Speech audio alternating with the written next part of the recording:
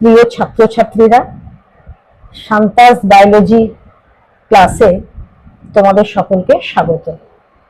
আমি পশ্চিমবঙ্গ সরকারের অধীনে যে সিলেবাস, সেই সিলেবাসের 9, 10, 11, 12 যে লাইফ সায়েন্স বা বায়োলজি আছে তা নিয়ে আলোচনা করব। মূলত যারা 2025 সালে মাধ্যমিক দেবে তাদের প্রশ্ন উত্তর নিয়ে আগে আমি আলোচনা করব। আমি প্রশ্ন উত্তর বলতে ছোট বড় সব কোশ্চেন নিয়েই আলোচনা করব।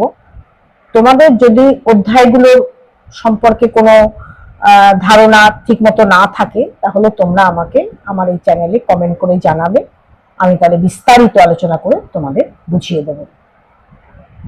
আজকে আমি সম্ভাব্য যে ধরনের ছোট প্রশ্ন উত্তর বা বড় প্রশ্ন উত্তর